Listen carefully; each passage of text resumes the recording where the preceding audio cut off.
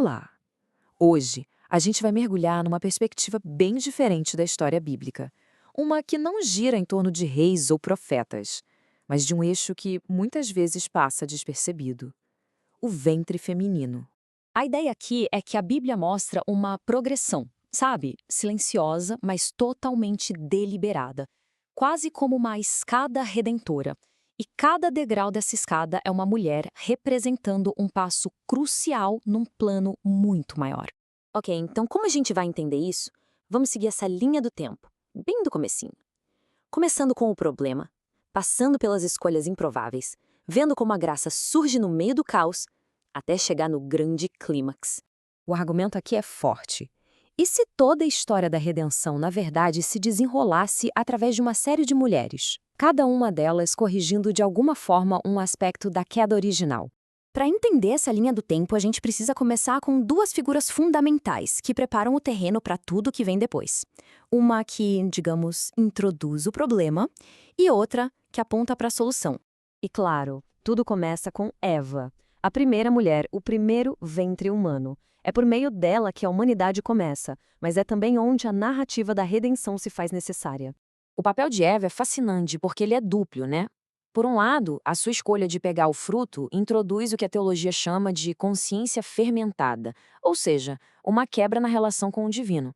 Mas, ao mesmo tempo, olha que curioso, é para ela que é dada a primeira promessa de esperança, a de que da descendência dela viria aquele que resolveria o problema. Então, ela inaugura tanto a queda quanto a esperança. De Eva, a gente pula para Sara. E a história dela já estabelece um princípio que vai ser fundamental para toda a narrativa. O ventre de Sara era estéril, o que tornava a promessa de ter um filho algo humanamente impossível. Então, o ponto crucial aqui é essa virada de chave, que corrige diretamente o que aconteceu com Eva. Se Eva agiu por conta própria, por autonomia, Sara aprende a depender de um milagre. Fica estabelecido desde o começo: a redenção não vai vir da capacidade humana, mas sim da graça de Deus. Na próxima fase, o foco é em como essa linhagem da promessa é formada, não seguindo a tradição ou a lógica humana, mas por escolhas divinas bem surpreendentes. E aqui a gente vê um padrão se repetindo de forma genial. Com Rebeca, Deus escolhe o filho mais novo, Jacó, quebrando a regra do primogênito. Mais tarde, a linhagem messiânica vem de Lia, a esposa que era rejeitada, e não de Raquel, a amada. A lógica humana é consistentemente virada de cabeça para baixo. Agora, a história fica ainda mais interessante. A gente entra numa parte da linhagem com figuras que, para a época, eram vistas como escandalosas, como gente de fora. E é incrível ver como o plano avança, apesar da bagunça humana. E às vezes até por causa dela. Olha só o que acontece com essas 4 mulheres. Tamar preserva a linhagem no meio de um escândalo social enorme. Raabe, uma estrangeira e prostituta, é incluída abrindo a promessa para além das fronteiras de Israel. Ruth, também estrangeira, entra na linhagem por sua fidelidade inabalável. E Batseba, cujo relacionamento com Davi começou em pecado, se torna a mãe de Salomão. A mensagem é muito clara.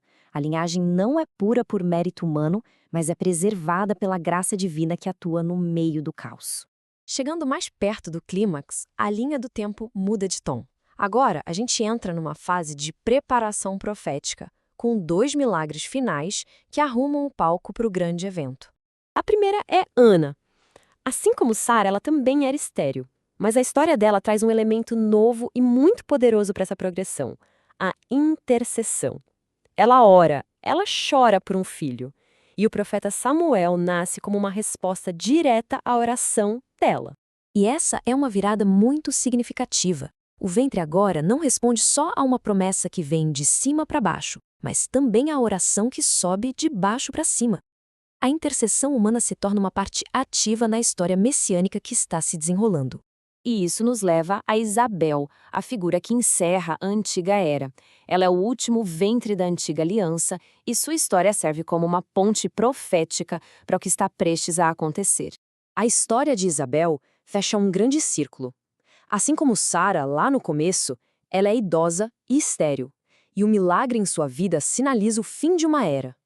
Ela dá à luz a João Batista, o profeta que prepara o caminho, servindo como a transição final antes de uma nova criação. toda essa progressão, essa escada redentora, degrau por degrau, vinha sendo construída para um único e final ponto de convergência. É aqui, em Maria, que a linha do tempo atinge seu ápice absoluto. O padrão de intervenção divina num ventre estéril ou em meio ao caos é completamente alterado. Pela primeira vez, não há nenhuma intervenção humana, apenas o Espírito Santo.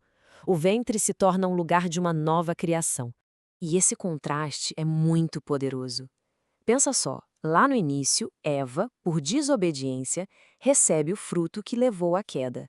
Aqui, Maria, em obediência, recebe a palavra, o Logos, que leva à redenção. A história é completamente invertida. Então, olhando para esse resumo, a gente consegue enxergar a jornada completa.